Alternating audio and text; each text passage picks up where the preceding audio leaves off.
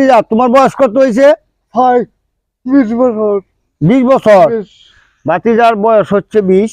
তবে ভাতিজা তুমি তো এখানেই বসে থাকো আজকে 20 বছর যাবত। এখানেই। তুমি তো হাঁটতে পারো না, না চলতে পারো না, কথাও সঠিকভাবে বলতে পারো না, তাই না?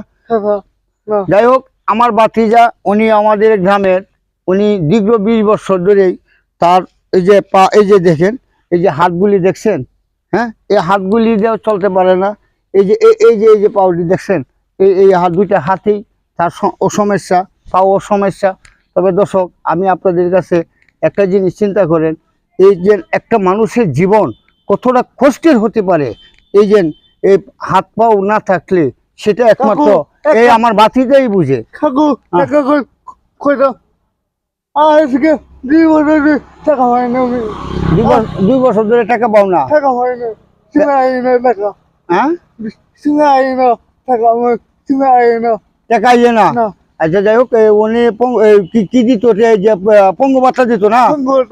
যাই হোক দর্শক, সরকারি একটা পঙ্গু ভাতা দিত এই যে আমার ভাতিজারে, সেটাও উনি পাচ্ছে না। তবে তার সিমে এই টাকাটা আসে না আজকে দীর্ঘ 2 বছর ধরে, না? যাই হোক, উনি একটা পঙ্গু ভাতা অবশ্যই পাউয়ে বিক্রি। তবে আপনারা যে যেখান থেকে দেখেন, উনি কমেন্টে জানাবেন যে উনি পঙ্গু ভাতাটা পাবে কিনা। আমাদের সরকার যারা আছেন এবং নির্ধারিতভাবে এবং নেতাকর্মী যারা আছেন, তারা অবশ্যই ওনার এই জিনিসটা দেখবেন। উনি খুবই কষ্টকর একটা জিনিস দিয়ে বুঝছেন, তার 2টা পাও হাত এবং মুখে কথা বলাও সঠিকভাবে বলতে পারে না।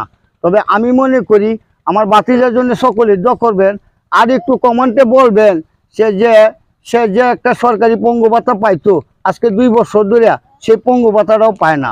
তবে যাতে এই ভাতিজায় পঙ্গু ভাতাটা পায়, সেটার জন্যে আপনারা একটু কমেন্টে বলবেন, সর্বোচ্চ কমেন্ট করবেন আর একটু শেয়ার করে দিবেন, যাতে আমার ভাতিজার কথাগুলি আমাদের ডাক্তার ইউনূস সাহেব সামান্য যারা আছেন, এই দেশের নেতাকর্মী যারা আছেন, সকল দায়িত্বপূর্ণ যারা আছেন সাধারণ জনগণের, তার কাছে যাতে আমার এই ভিডিওটা পৌঁছায়। আজকের মতো এই পর্যন্তই। সকলে ভালো থাকবেন, সুস্থ থাকবেন। আল্লাহ হাফেজ।